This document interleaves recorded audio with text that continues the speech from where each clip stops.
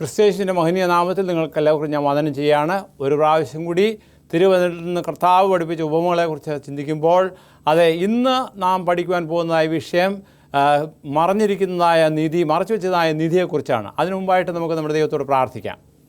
ഞങ്ങളെ സ്നേഹിക്കുന്ന സ്വർഗീയ വാഴ്ത്തപ്പെട്ട ദൈവമേ, പരിശുദ്ധ നാമത്തിന് അടിങ്ങളെ വീണ്ടും നന്ദിയോടെ സ്തോത്രം ചെയ്യുന്നു. ഒരു പ്രാവശ്യം കൂടി അവിടുത്തെ സന്നിധിയിലായിരിക്കാനും തിരുവചനം ധ്യാനിപ്പാനും അവിടുന്ന് പഠിപ്പിച്ചതായ ഉപമകളെക്കുറിച്ച് ചിന്തിപ്പാനും കർത്താവ് തന്ന ഈ സമയത്ത് നന്ദിയോടെ സ്തോത്രം. ഈ ധ്യാനത്തെ അനുഗ്രഹിക്കണമേ, അവിടുത്തെ കൃപയാൽ നിറയ്ക്കണമേ. യേശുവിൽ കൂടി താഴ്മയോട് വിനയമായി ചോദിക്കുമ്പോൾ കൃപയോടെ കേൾക്കുമാറാകണമേ. ആമേൻ. വയലിൽ അനവധിയായ ഉപമകളെക്കുറിച്ച് നാം ഇപ്പോൾ പഠിച്ചുകൊണ്ടിരിക്കുകയാണ്. ഇന്ന് സ്വർഗരാജ്യം വയലിൽ ഒളിച്ചു വെച്ച നിധിയോട് സാദൃശ്യം എന്ന് കർത്താവ് പഠിപ്പിച്ചതായ ഉപമയെക്കുറിച്ച് ചിന്തിക്കുകയാണ്. അത് രേഖപ്പെടുത്തിയിരിക്കുന്നത് വിശുദ്ധ മത്തായിയുടെ സുവിശേഷം 13-ാമത്തെ അധ്യായത്തിൽ 44-ാമത്തെ വാക്യമാണ്. ഞാൻ ആ വാക്യം ഒന്നുകൂടി വായിക്കുകയാണ്. സ്വർഗരാജ്യം വയലിൽ ഒളിച്ചു വെച്ച നിധിയോട് സദൃശ്യം. അത് ഒരു മനുഷ്യൻ കണ്ട് മറച്ചിട്ട് തൻ്റെ സന്തോഷത്താൽ ചെന്ന് തനിക്കുള്ളതൊക്കെയും വിറ്റു ആ വയൽ വാങ്ങി എന്ന് കർത്താവ് പഠിപ്പിക്കുകയുണ്ടായി. ഇതിൻ്റെ ചുറ്റുപാടുകളെക്കുറിച്ച് നമുക്കൊന്ന് ചിന്തിക്കാം. പഴയ കാലത്ത് മനുഷ്യർ അവരുടെ സമ്പാദ്യങ്ങൾ സൂക്ഷിച്ചു വയ്ക്കുന്നത് ഒരു പ്രത്യേക പല സാഹചര്യത്തിലും അത് മണ്ണിനടിയിലാണ്. അപ്പോൾ മണ്ണിനടിയിൽ സൂക്ഷിക്കുന്നത് വളരെ ഗുപ്തമായിട്ട് അവിടെ ഇരിക്കും, ആരും അറിയത്തില്ല എന്നുള്ളൊരു ചിന്താഗതിയാണ്. ഇന്നത്തെ കാലത്ത് അങ്ങനെയാണല്ലോ. ഇന്നത്തെ കാലത്ത് ബാങ്കുകളുണ്ട്, ബാങ്കിൽ പ്രത്യേക വോൾട്ടുകളുണ്ട്. അവിടെ നമ്മുടെ ആഭരണങ്ങളും അതുപോലെ ധനമൊക്കെയും സൂക്ഷിപ്പാനൊക്കെ കൊണ്ട് സാധിക്കും. പ്രത്യേക ലോക്കും കീയുമുണ്ട്. അതിനൊരു ചെറിയ തുക നാം അതിന് പകരമായിട്ട് കൊടുക്കുക.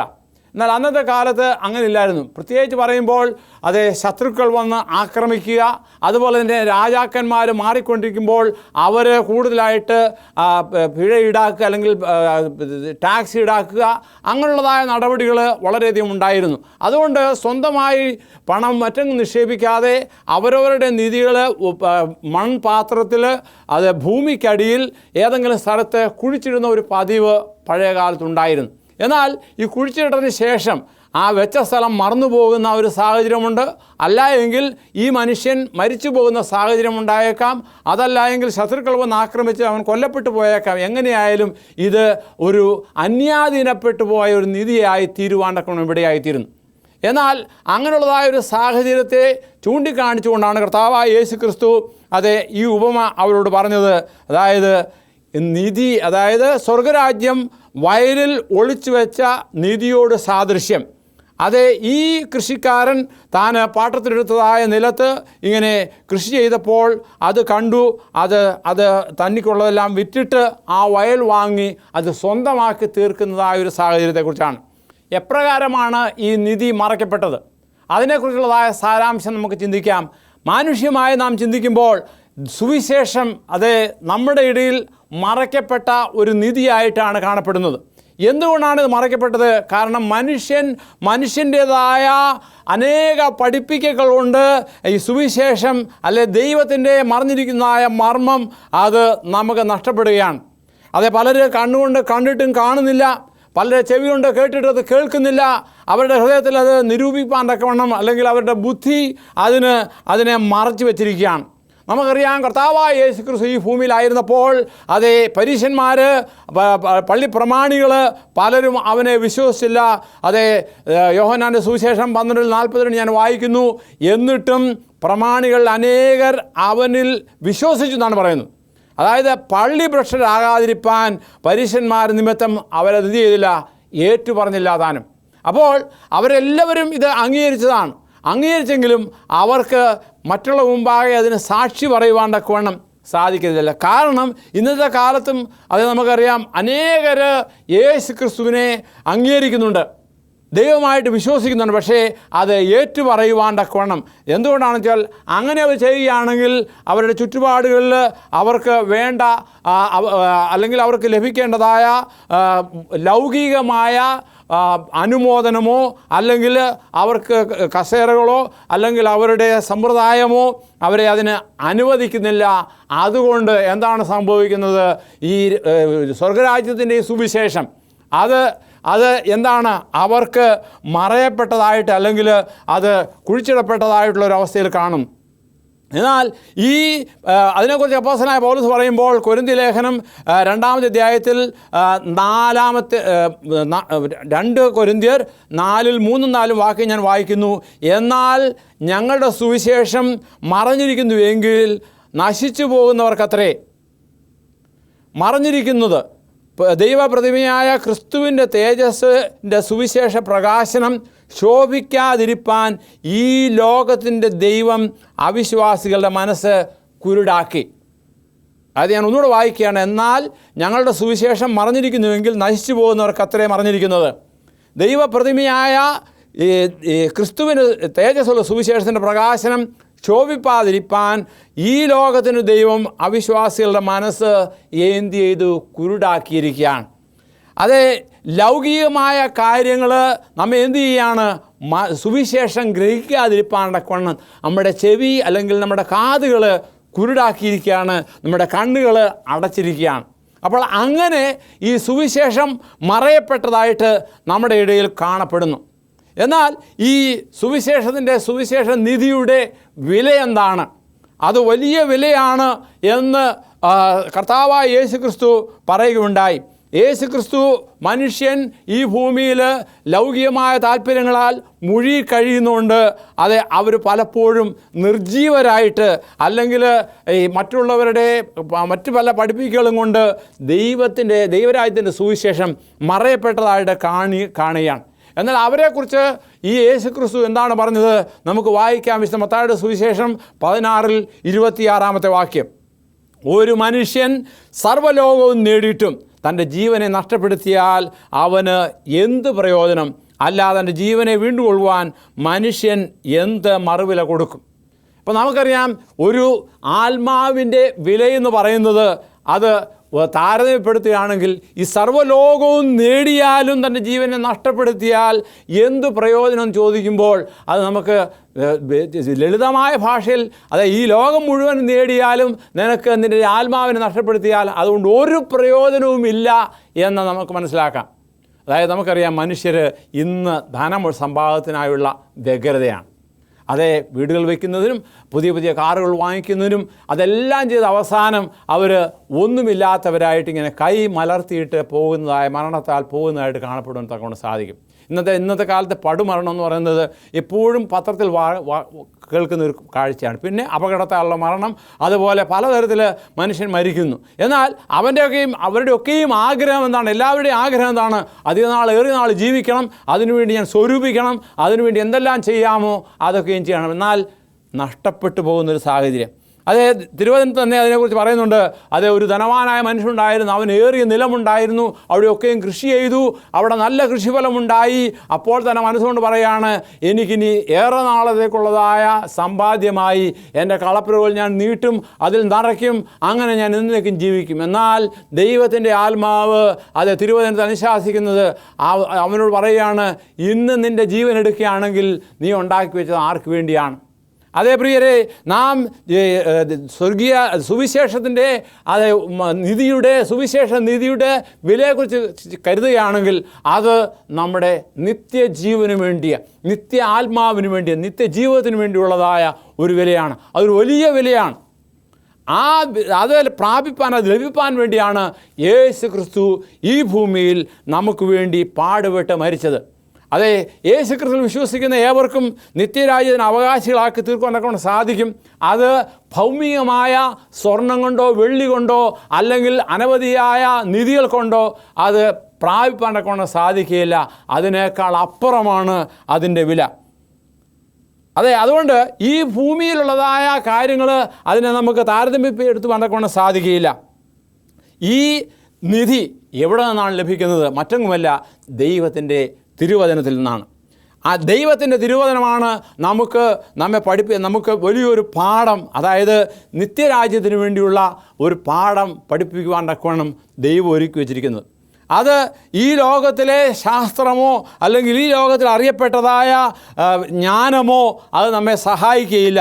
ഓരോ ജ്ഞാനത്തിനും അതിൻ്റേതായ പരിധിയുണ്ട്. അത് നമ്മെ ദൈവരാജ്യത്തിലേക്ക് നയിക്കുകയാണെങ്കിൽ അത് എത്ര ഉത്തമമാണ്. എന്നാൽ അതൊന്നുമല്ല, ഏറ്റവും നല്ലതായ നിധി ദൈവത്തിൻ്റെ വചനത്തിലാണ് നമുക്ക് ദൈവം യേശുക്രിസ്തു കാഴ്ചവെച്ചിരിക്കുന്നത്. ഈ ഇത് പ്രാപിപ്പാൻ തക്കവണ്ണം നാം എന്തു ചെയ്യണം? അതേ, ഈ ഭൂമിയിൽ നമുക്കറിയാം, നമ്മുടെ ചുറ്റുപാടും കാണുന്ന പ്രകൃതിയിൽ, അതായത് ഈ പ്രകൃതി തന്നെയും നമുക്കൊരു പാഠമാണ്, സാധന പാഠമാണ്. അതാണല്ലോ യേശു ക്രിസ്തു പ്രകൃതിയിലുള്ളതായ കാര്യങ്ങൾ, നിസ്സാരമായ കാര്യങ്ങൾ, കടുകുമണി പോലുള്ള സാധനങ്ങൾ ഒക്കെയും എടുത്തിട്ട് അതേ സ്വർഗരാജ്യം ഇതിനോട് തുല്യമാണ്, പുളിച്ച മാവിനോട് തുല്യമാണ്, അതേ മറച്ചു വെച്ചിരിക്കുന്ന നിധിയോട് തുല്യമാണ് എന്ന പ്രകാരം പറയുകയുണ്ടായി. അതൊക്കെയുമാണ് നമുക്കുള്ള വലിയ അധ്യാപകർ. കാര്യം ശരിയാണ്, നമ്മുടെ അധ്യാപകരെ നമുക്ക് ബഹുമാനമാണ്. അവർ അനേക കാര്യങ്ങൾ നമുക്ക് വേണ്ട അടിസ്ഥാനപരമായ എല്ലാ കാര്യങ്ങളും അവർ നമ്മെ പഠിപ്പിക്കുന്നുണ്ട്. എന്നാൽ അതിനേക്കാൾ ഒക്കെ ഉപരിയായിട്ട് നിത്യരാജ്യത്തിന് വേണ്ടിയുള്ളതായ വഴികളൊക്കെയും നമുക്ക് ഒരുക്കി വെച്ചിരിക്കുന്നത് തിരുവചനത്തിലൂടെ ദൈവമാണ്, യേശു ക്രിസ്തുവാണ്. അപ്പോൾ ആ യേശു ക്രിസ്തുവിൻ്റെ വചനം അത് വളരെ വിലതീരാത്തതാണ്. അത് നമ്മുടെ നിത്യരാജ്യത്തിന് വേണ്ടി നമ്മൾ ഒരുക്കുകയാണ്. അതുകൊണ്ട് നാം എന്ത് ചെയ്യണം? അത് തേടുവാൻ തക്കവണ്ണം നാം പരിശ്രമിക്കണം. പലപ്പോഴും മനുഷ്യൻ എന്ത് ചെയ്യുന്നു? അതായത് മനുഷ്യനല്ല, പിശാച് അത് നമ്മെ ഒരു അൺഇമ്പോർട്ടൻ്റ്, അതായത് നമുക്ക് പ്രാധാന്യമല്ലാത്തതായ ഒരു കാര്യമാക്കിക്കൊണ്ട് ഉള്ള വഴികൾ ഒരുക്കുകയാണ് ചെയ്യുന്നത്. നമുക്കറിയാം ഏദൻ തോട്ടത്തിൽ നടന്ന സംഭവം. ഏദൻ തോട്ടത്തിൽ ദൈവം അവർക്ക് എല്ലാ അനുഗ്രഹവും കൊടുത്തു, പൂന്തോട്ടവും കൊടുത്തു, അവർ നല്ല ഉല്ലാസമായിട്ട് ജീവിച്ചിരിക്കുന്ന നാഴികയിൽ. പക്ഷേ ദൈവം ഒരു വിലക്ക് കൊടുത്തു, ഒരു പരീക്ഷണം കൊടുത്തു. എന്തായിരുന്നു? അതായത് തോട്ടത്തിൽ നടുക്ക് നിൽക്കുന്നതായ ഫലം നീ തുടരുത്, അത് തിന്നരുത്, അത് തിന്നുന്ന ആളിൽ മരിക്കുമെന്ന് പറഞ്ഞു. എന്നാൽ അവർ ഈ എങ്ങനെയാണ് പിശാചിൻ്റെ വലയിൽ വീണു. അതായത് അവ വേറെ പോയി അവിടെ താൻ ഏകയായി പോയ സാഹചര്യത്തിൽ ഇത് നിന്നാൽ ഒരു കുഴപ്പമില്ല, നീ ദൈവത്തെ പോലെ ആകും, അങ്ങനെ അവളെ വളരെയധികം വെല്ലുവിളിക്കുകയും അങ്ങനെ അവൾക്ക് വലിയ അതായത് തൻ്റെ വാക്കുകളാൽ കുടുക്കി. അങ്ങനെ എന്തു ചെയ്തു? അവളത് ദൈവത്തെ ദൈവത്തോട് മറുതലിക്കുവാൻ തക്കവണ്ണം, അനുസരിക്കാതിരിപ്പാൻ തക്കവണ്ണം ഉള്ളൊരു വഴിയിലേക്ക് പോയി. അങ്ങനെ പോയതുകൊണ്ട് എന്ത് സംഭവിച്ചു? അങ്ങനെ നമ്മൾ ദൈവം ഒരുക്കി വെച്ചിരിക്കുന്നതായ വലിയ നീതി നഷ്ടപ്പെട്ടവരായി, അതിന് ഓഹരിക്കാരല്ലാതിരിപ്പാൻ തക്കവണ്ണം നമ്മൾ പരിശ്രമം ചെയ്തു. ഈ ഭൂമിയിലും അത് തന്നെയാണ് സംഭവിക്കുന്നത്. ദൈവം നമുക്ക് ഈ ശരീരം തന്നു, ഈ ശരീരത്തെ എപ്രകാരം സൂക്ഷിക്കണം, അത് ദൈവത്തിൻ്റെ മന്ദിരമാണ്. അതുപോലെ തന്നെ പ്രകൃതി നിയമങ്ങളെ എപ്രകാരം പാലിക്കണം, ഇന്നത് ചെയ്യണം, ഇന്നത് ചെയ്യരുത്, ഇതൊക്കെയും ദൈവം പഠിപ്പിക്കുമ്പോൾ അതിന് ഘടകവിരുദ്ധമായിട്ട് പ്രവർത്തിപ്പാനുള്ളതൊരു മനസ്സൊരുക്കം, അതിന് ഘടകവിരുദ്ധമായിട്ട് പ്രവർത്തിപ്പാനുള്ളതായ ഒരു പ്രവണത മനുഷ്യർക്ക് പിശാച് നമ്മൾ തരികയാണ്. അതിന് പല വഴികളുണ്ട്. അത് എന്തെല്ലാം വഴികളാണെന്ന് ചോദിച്ചാൽ നമ്മുടെ തന്നെ ജീവിതത്തിൽ അത് പരിശോധിക്കുക. കാരണം സമയം, അതുപോലെ തന്നെ ഇതിനെക്കുറിച്ചൊക്കെ നാം പഠിക്കുവാൻ തക്കൊണ്ട് പോവുകയാണ്. ദൈവം നമുക്ക് സമ്പത്ത് നൽകി, കഴിവുകൾ തന്നി, ബുദ്ധി തന്നു, ആരോഗ്യം തന്നു. ഇതൊക്കെയും തന്നിരിക്കുന്നത് എന്തിനു വേണ്ടിയാണ്? സ്വയമഹിമയ്ക്കോ സ്വയമായി കാര്യങ്ങൾ സമ്പാദിക്കുന്നതിന് വേണ്ടിയല്ല, പിന്നെയോ നിത്യരാജ്യത്തിൻ്റെ ഓഹരിക്കാരായി തീരുവാൻ തക്കവണ്ണം ഉള്ള അവകാശത്തിനാണ്. എന്നാൽ അത് എങ്ങനെയും നമ്മെ മാറ്റി മറിക്കുവാൻ തക്കവണ്ണം, അതിനെ നമ്മൾ ശ്രദ്ധിക്കാതിരിപ്പാൻ തക്കവണ്ണം, അത് നമ്മുടേതല്ലാതാക്കി തീർക്കുവാൻ തക്കവണ്ണം എന്ത് ചെയ്യുന്നു? പിശാച് പലതരത്തിലുള്ള പ്രവർത്തനങ്ങളിലൂടെ പ്രവർത്തിക്കുകയാണ്. അത് നമുക്ക് തന്നെ അറിയാം ഏതെല്ലാം തരത്തിൽ നമ്മൾ പിശാച് പ്രവർത്തിക്കുന്നു. സ്വാർത്ഥതയായാലും കൊള്ളാം, അല്ലെങ്കിൽ മോഹമായാലും കൊള്ളാം, ദൈവത്തിൻ്റെ കൽപ്പനയ്ക്ക് വിരുദ്ധമായാലും കൊള്ളാം, ഏതെല്ലാം പ്രവർത്തിക്കുന്നു. പക്ഷേ അതൊക്കെയും ഈ ഭൂമിയിൽ പരീക്ഷകളുണ്ട്. എന്നാൽ പരീക്ഷകളെ അതിജീവിക്കാനുള്ള വഴികളും ദൈവം എന്ത് ചെയ്യുന്നു? കരുതി വെച്ചിട്ടുണ്ട്. ആയതുകൊണ്ട് ഈ നിധിക്ക് വേണ്ടി തേടിപ്പോവേണ്ടതായ ആവശ്യം നമുക്കുണ്ട്. തേടുക എവിടെയാണ്? മറ്റെങ്ങുമല്ല, ദൈവത്തിൻ്റെ വചനത്തിലാണ്. ഒരു പൈതലായിരിക്കുമ്പോൾ ആ പൈതലിനെ തന്നെ ദൈവത്തിൻ്റെ വചനത്തിൽ പഥ്യോപദേശത്തിൽ വളർത്തിക്കൊണ്ടുവരിക, നല്ല ശിക്ഷണം കൊടുക്കുക. അത് ചെയ്യുമ്പോൾ അവർക്ക് തിരുവചന ധ്യാനം അത് ഏറ്റവും പരമപ്രധാനമായിട്ട് മാറും. അതായത് ദൈവത്തിൻ്റെ വചനം അങ്ങനെ തന്നെയൊന്ന് പരിശോധിക്കുവാൻ തക്കവണ്ണം. അതായത് നാം യോഹന്നാന്റെ സുവിശേഷത്തിൽ വായിക്കുന്നുണ്ട്, തിരുവചനം അങ്ങനെ തന്നെയൊന്ന് പരിശോധിക്കുന്ന, അവിടെ നിങ്ങൾക്ക് എന്തുണ്ട്? നിത്യജീവനുണ്ട്. അപ്പോൾ ആ ഒരു താല്പര്യം, അതായത് പല കാര്യങ്ങൾ പഠിപ്പാനുള്ള വ്യഗ്രത, പല കാര്യങ്ങൾ പഠിപ്പാനുള്ള ആഗ്രഹം എല്ലാ മനുഷ്യർക്കും ഉണ്ട്. പ്രത്യേകിച്ച് പറയുമ്പോൾ നമുക്കറിയാം, ഒരു ശിശു വളർന്ന് ഓരോ പരിധിയാകുമ്പോൾ അവൻ ചില ചോദ്യങ്ങളൊക്കെ ചോദിക്കാൻ തുടങ്ങും. ചില സമയത്ത് എൻ്റെ ഭവനത്തിൽ ഇതുപോലെ കുഞ്ഞുങ്ങളുണ്ടായിരുന്ന സമയത്ത് അവർ ചില ചോദ്യങ്ങളൊക്കെ ചോദിക്കുമ്പോൾ ചിലപ്പോൾ മറുപടി കൊടുക്കാൻ സാധിക്കില്ല. എന്നാൽ അവരിങ്ങനെ ചോദിച്ചുകൊണ്ടിരിക്കും. അപ്പോൾ അതിനെ നാം മറുപടി കൊടുക്കുക, അവരുടെ ജിജ്ഞാസ, അവർക്ക് അറിയുവാനുള്ളതായ താല്പര്യം കൊണ്ട് അവരിതൊക്കെയും ചോദിക്കുകയാണ്. അതിന് തക്കതായ മറുപടി കൊടുത്തുകൊണ്ട്, അതായത് അവരെ ദൈവത്തിങ്കിലേക്ക്, യേശുവിങ്കിലേക്ക് നയിക്കുവാൻ തക്കവണ്ണം ഉള്ളൊരു മനസ്സൊരുക്കം നമുക്ക് ഉണ്ടായിരിക്കണം. അതിനുവേണ്ടി നാം എന്ത് ചെയ്യണം? ദൈവത്തോട് അപേക്ഷിക്കണം. അതുപോലെ ദൈവത്തോട് നാം പ്രാർത്ഥിക്കണം. ഇവിടെ കർത്താവായ യേശു ക്രിസ്തു യോഹന്നാൻ്റെ സുവിശേഷത്തിൽ പ്രകാരം പറയുന്നു, അത് യോഹന്നാൻ 14:13-14, നിങ്ങൾ എൻ്റെ നാമത്തിൽ അപേക്ഷിക്കുന്നൊക്കെയും പിതാവ് പുത്രനിൽ മഹത്വപ്പെടുത്തേണ്ടതിന് ഞാൻ ചെയ്തു തരും. നിങ്ങൾ എൻ്റെ നാമത്തിൽ നിങ്ങൾ എൻ്റെ നാമത്തിൽ എന്നോട് അപേക്ഷിക്കുന്നൊക്കെയും ഞാൻ ചെയ്തു തരും എന്നുള്ളതായ വാഗ്ദാനം നമുക്ക് തിരുവചനത്തിൽ നൽകിയിട്ടുണ്ട്. അതായത് അത് ദൈവത്തിൻ്റെ പരിശുദ്ധാത്മാവ് നമ്മെ എല്ലാ കാര്യത്തിലും ബോധ്യപ്പെടുത്തുവാൻ തക്കവണ്ണം പ്രവർത്തിക്കുകയാണ്, എപ്പോഴും തയ്യാറായിട്ടിരിക്കുകയാണ്. അതായത് കാലാകാലങ്ങളിൽ അത് തിരുവചനത്തിലൂടെ ദൈവം പഴയകാലത്ത് എപ്രകാരം ദൈവത്തിൻ്റെ പുണ്യപുരുഷന്മാരിലൂടെ, പ്രത്യേകിച്ച് പറയുമ്പോൾ പ്രവാചകന്മാരിലൂടെ ഓരോ കാര്യങ്ങൾ വെളിപ്പെടുത്തി കൊടുത്തുവോ ആയതുപോലെ ഈ കാലത്തും ദൈവം തൻ്റെ തിരുവചനത്തിലൂടെ, പ്രവാചകന്മാരിലൂടെ, ശിഷ്യന്മാരിലൂടെ, അല്ലെങ്കിൽ പാസ്റ്റർമാരിലൂടെ, ഉപദേശിമാരിൽ കൂടെ നമുക്ക് എന്ത് ചെയ്യുന്നു? സുവിശേഷ ദൂതുകൾ നമ്മെ അറിയിക്കുകയാണ്. അതറിയിക്കുമ്പോൾ അത് പ്രാപിപ്പാൻ തക്കമുള്ള ഒരു താല്പര്യം നമുക്കുണ്ടാകണം.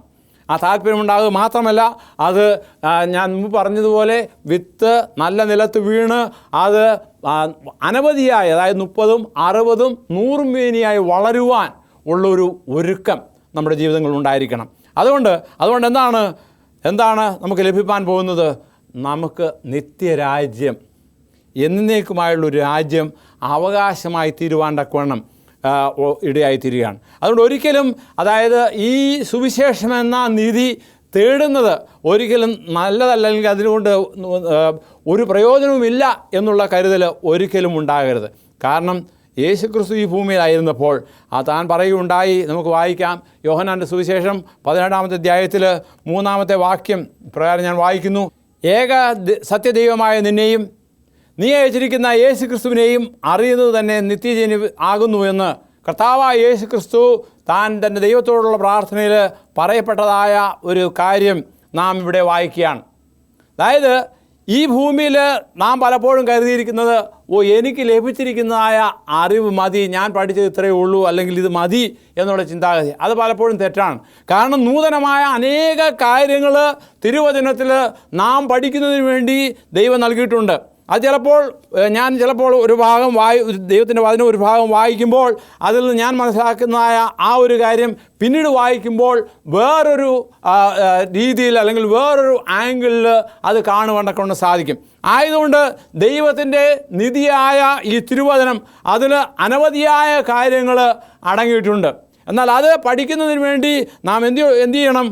വളരെ തീക്ഷ്ണതയോടുകൂടി, അതായത് ഒരു ഉദ്ധരണി പറയുന്നത്, the depth of human intellect may be measured, the works of human authors may be mastered, but the highest, deepest, broadest flight of the imagination cannot find out God.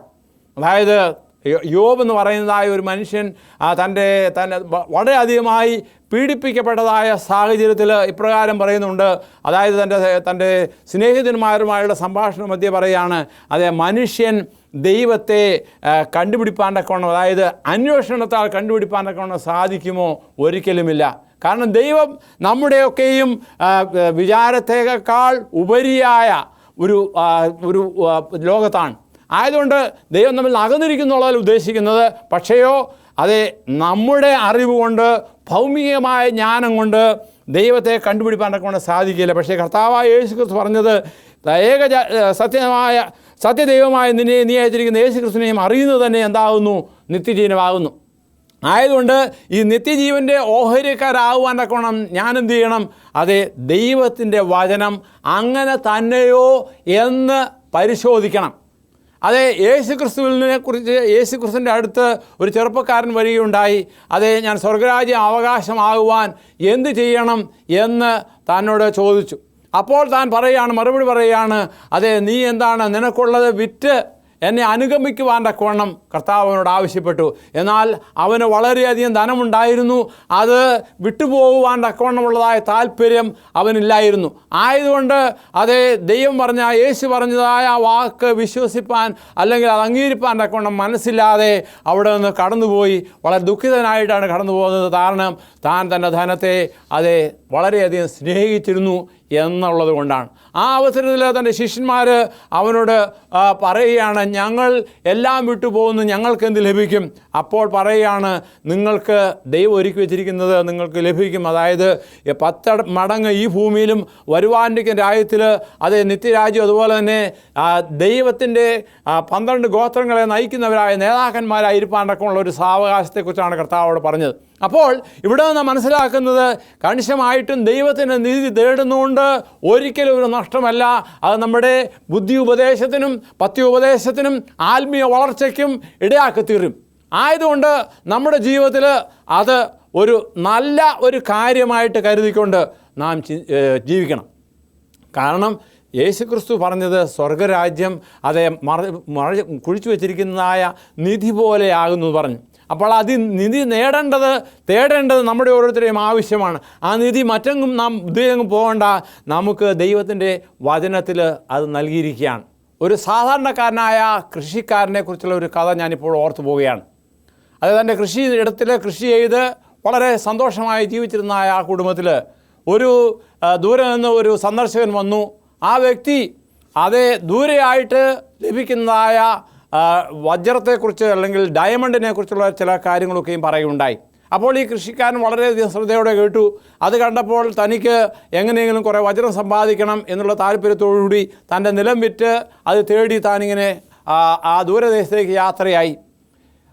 കുറേ നാളുകൾക്ക് ശേഷം ഈ സന്ദർശകൻ വീണ്ടും തിരിച്ചു വന്നപ്പോൾ താൻ നിലം വിറ്റു. അതുകൊണ്ട് അവിടെ വേറൊരു കർഷകക്കാരനാണ് വാങ്ങിച്ചത്. ആ കർഷകൻ്റെ വീട്ടിൽ അവനുമായിട്ട് ഇങ്ങനെ സംസാരിച്ചു കൊണ്ടിരുന്നപ്പോൾ അവൻ്റെ അലമാരിയിൽ അതിൻ്റെ സൈഡിലായിട്ട് 1-2 കല്ലുകൾ പെറുക്കി വെച്ചിരിക്കുന്നത് കണ്ടു. ഇതെന്താണെന്ന് ചോദിച്ചു. അത് എൻ്റെ പുരയിടത്തിൽ തന്നെയുള്ള ചെറിയൊരു അരുവിയിൽ നിന്ന് എനിക്ക് കിട്ടിയതാണ്. അത് പരിശോധിച്ചപ്പോൾ ഇത് ഡയമണ്ടാണ്, വജ്രമാണ് എന്നുള്ള കാര്യമാണ് ഈ സന്ദർശനം അവനോട് പറഞ്ഞത്. എന്നാൽ മുൻപേ ഉണ്ടായിരുന്ന കൃഷിക്കാരൻ വജ്രം തേടുന്നതിന് വേണ്ടി തൻ്റെ വസ്തു വിറ്റു, അന്വേഷിച്ച് ദൂരെ പോയി. എന്നാൽ ഈ തൻ്റെ പുരയിടത്തിൽ തന്നെ വജ്രം ഉണ്ടായിരുന്നതായ കാര്യം അവൻ അറിഞ്ഞില്ല. ആയതുപോലെ നാം പലപ്പോഴും ദൂരദേശത്ത് അന്വേഷിച്ച് അല്ലെങ്കിൽ പിൽഗ്രിമേജിന് വേണ്ടി ഇങ്ങനെ പോവുകയാണ്. എന്തിനു വേണ്ടിയാണ്? മോക്ഷം തേടിയാണ്. പക്ഷേ തിരുവചനത്തിൽ നമുക്ക് നിത്യജീവനുള്ളതായ സാവകാശങ്ങൾ അത് നൽകിയിട്ടുണ്ട്. ഞാൻ മുമ്പേ വായിച്ചുവല്ലോ. അതായത് ഏകസത്യമായ നിന്നെ നീ അറിയുന്ന യേശുക്രിസ്തുവിനെ അറിയുന്നത് തന്നെ നിത്യജീവനാകുന്നു. അത് അറിയുവാനുള്ള വഴി എവിടെയാണ്? മറ്റെങ്ങുമല്ല. നമുക്ക് കർത്താവായ യേശുക്രിസ്തു പ്രവാചകന്മാരിലൂടെ അല്ലെങ്കിൽ തൻ്റെ പുണ്യപുരുഷന്മാരിലൂടെ നൽകിയിരിക്കുന്ന ഈ തിരുവചനമാണ്. അത് പഠിക്കുക, അത് മനസ്സിലാക്കുക, അതേ പ്രാർത്ഥനയിലൂടെ ദൈവത്തോട് നാം നിരന്തരമായിട്ട് തിരുവചനത്തിൽ ധ്യാനിക്കുക. അങ്ങനെ ചെയ്യുമ്പോൾ അത് നമ്മെ എപ്രകാരമുള്ളതാക്കി തീർക്കും? അതേ സദൃശ്യവാക്യത്തിൽ ഞാൻ വായിക്കുന്നത് 2 സദൃശ്യവാക്യങ്ങൾ 3 മുതൽ 5 വരെയുള്ളതായ വാക്യത്തിൽ ഇവിടെ പ്രകാരം ഞാൻ വായിക്കുന്നു.